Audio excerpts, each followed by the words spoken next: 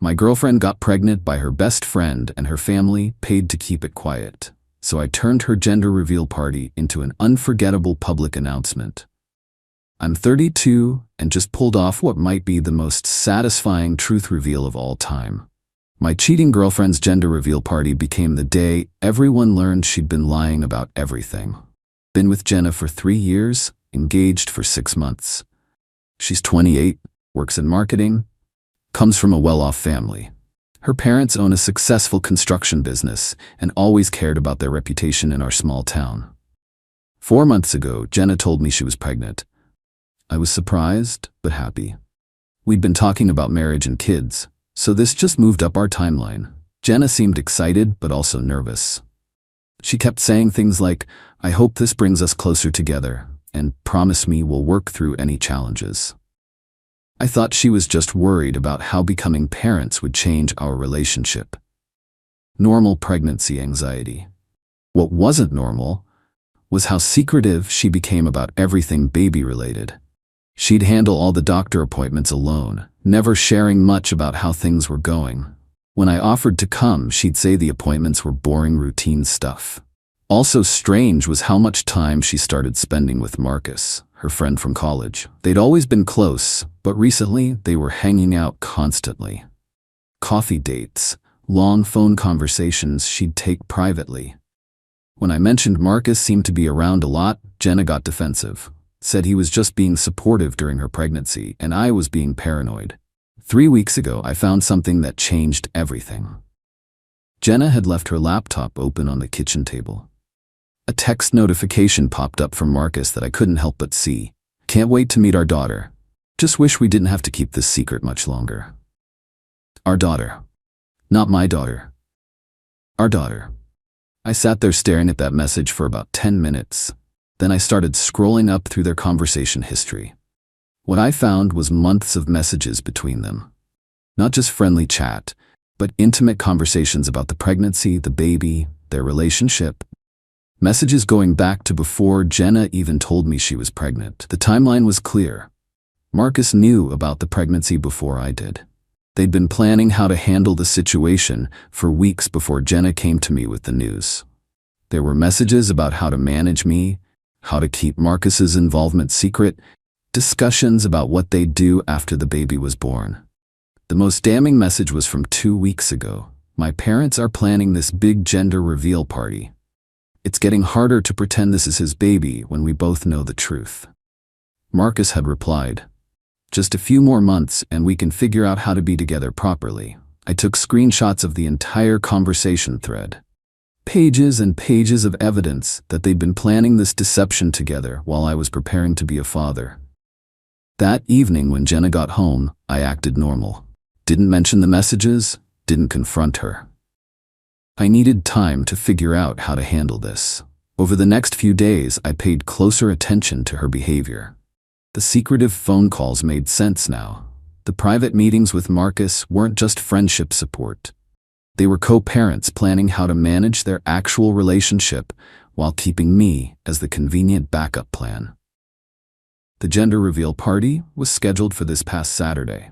Jenna's parents had planned a big celebration with both families, friends, about 50 people total. They'd rented a community center, hired catering, made it a real event. Friday night, Jenna was acting extra nervous. She kept asking if I was excited about tomorrow and whether I thought our families would be happy about becoming grandparents. Saturday morning, she left early to help set up. I spent the morning preparing what I was going to say. The party started at 2 p.m. as scheduled. Both our families were there, plus friends and some of her parents' business associates. Everyone was excited to find out if we were having a boy or girl. Jenna's dad gave a speech about how proud they were to welcome their first grandchild. My parents were thrilled about becoming grandparents. The setup was classic gender reveal. Big cake with either pink or blue filling inside. Jenna and I were supposed to cut it together while everyone watched and took pictures. At 2:30 p.m. we gathered around the cake table. Jenna was holding my hand, smiling nervously. Both families were positioned for photos. "Before we cut the cake," I announced, "I need to share something important with everyone." Jenna looked at me with sudden panic. "What are you doing?" I'm making sure everyone knows the truth before we celebrate. I pulled out printed copies of the text message screenshots. 3 days ago, I discovered that Jenna and Marcus have been lying to all of us about this pregnancy. The room went silent. Jenna's face went white. These are text messages between them discussing their baby and their relationship. I held up the papers. Messages where Marcus calls her our daughter, and they discuss how hard it is to pretend this is his baby, meaning me. I handed the printed messages to both sets of parents. Jenna's been having an affair with Marcus, and this is his baby, not mine. That's when chaos erupted. Jenna started crying and claiming the messages were taken out of context. Her mother was reading the screenshots with horror. My parents looked devastated. Marcus, who had been invited as Jenna's supportive friend, tried to leave, but several people blocked his path. Jenna's father was reading the messages and his face was getting redder. Is this true? Have you been lying to us about everything? Dad, I can explain. Explain what? That you've been cheating on your fiancé and lying about the baby's father? My mother was crying. Jenna's mother was demanding answers. Several guests started leaving because the situation was too uncomfortable. In all the chaos, someone actually cut the cake. Pink filling. A girl. Marcus's daughter, just like the text messages had said. I left during the height of the argument. Last thing I heard was Jenna's father telling Marcus he had 5 minutes to explain himself before I called the police. Got home to find voicemails from both families demanding explanations. But the most satisfying call was from my brother, who stayed until the end. Dude, Marcus finally admitted everything. Jenna's parents are furious they were lied to and made to look like fools in front of their business contacts.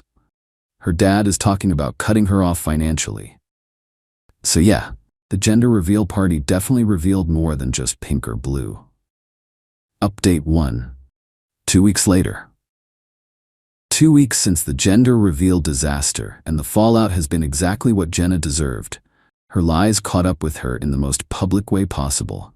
The day after the party, Jenna called crying and begging to meet.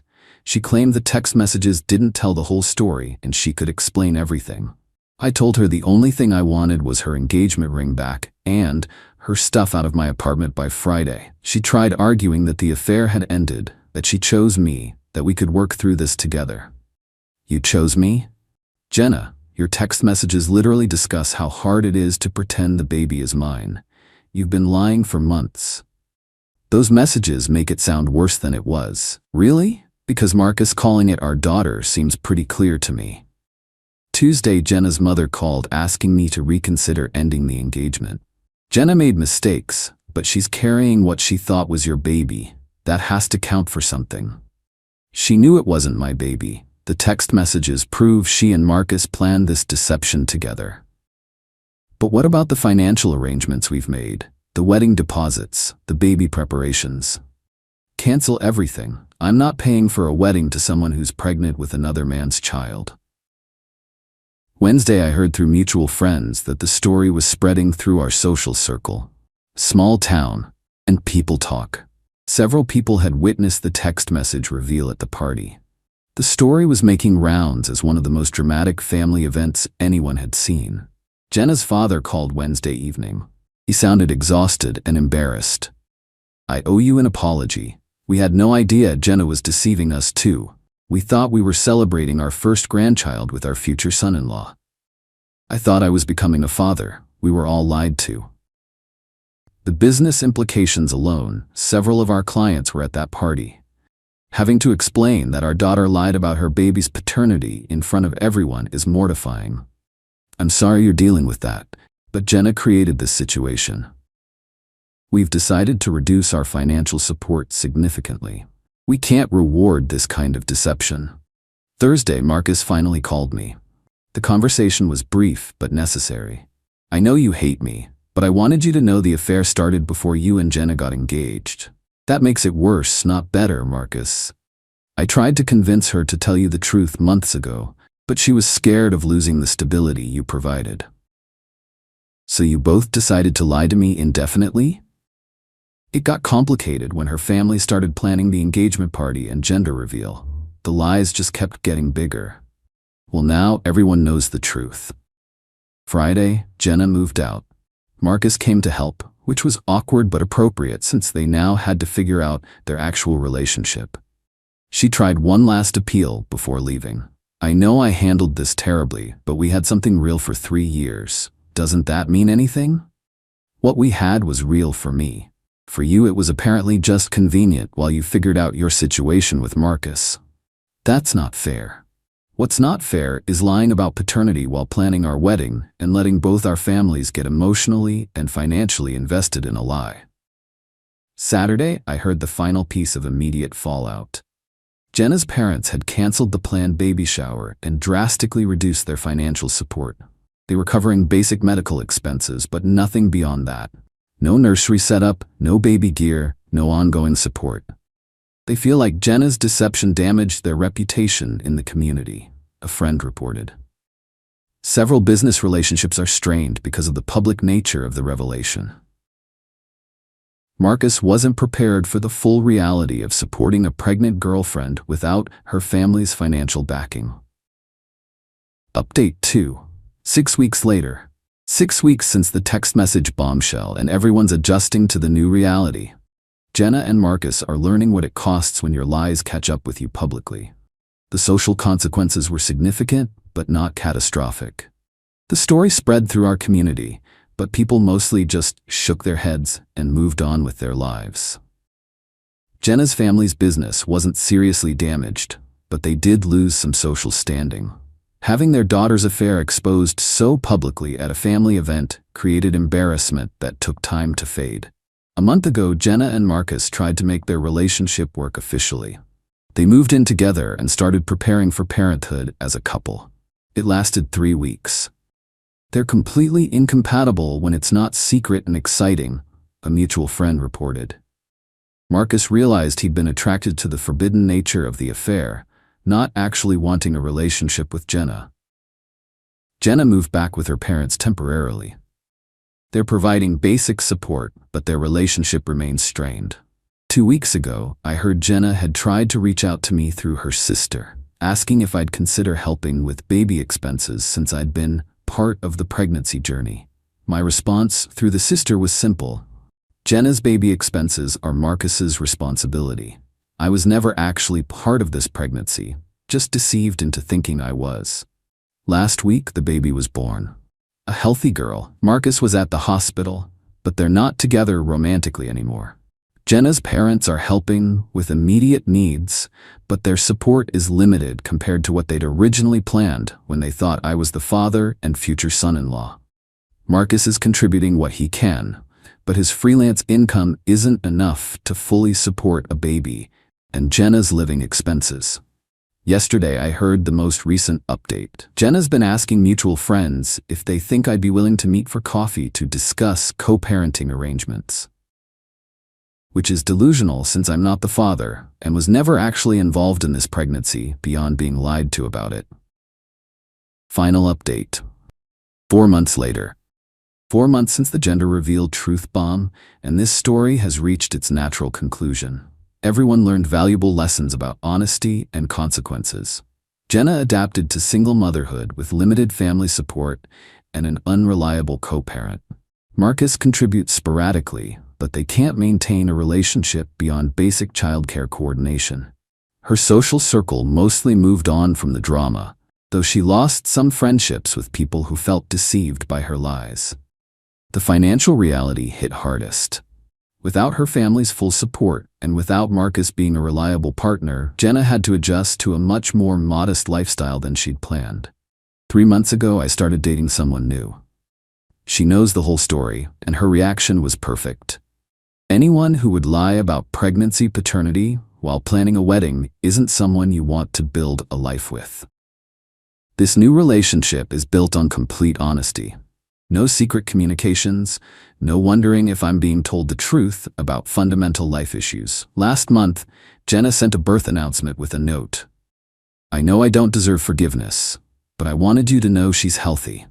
I'll regret lying to you and both our families for the rest of my life. I didn't respond. There wasn't anything left to say. The gender reveal party wasn't planned revenge. I discovered the truth 3 days earlier and needed to decide how to handle it. But when I realized Jenna was planning to continue the deception in front of both our families, I decided everyone deserved to know the facts before investing more emotional and financial energy in supporting a lie. Jenna learned that deception has consequences beyond just romantic relationships. Her family relationships, social standing, and financial security all suffered because of her lies. Marcus learned that affairs built on deception don't translate into healthy, actual relationships. The excitement of secrecy doesn't survive the reality of responsibility. Both learned that pregnancy doesn't create obligations from people you've betrayed. Having a baby doesn't erase months of deliberate lies. I learned to trust evidence over explanations, and to verify important information rather than accepting convenient stories.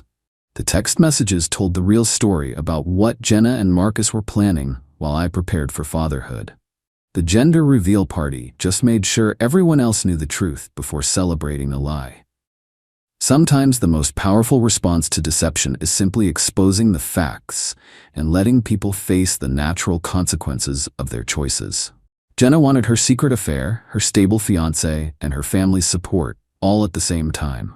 She discovered that lies eventually surface, usually at the worst possible moment. The pink cake filling wasn't the only thing revealed that day.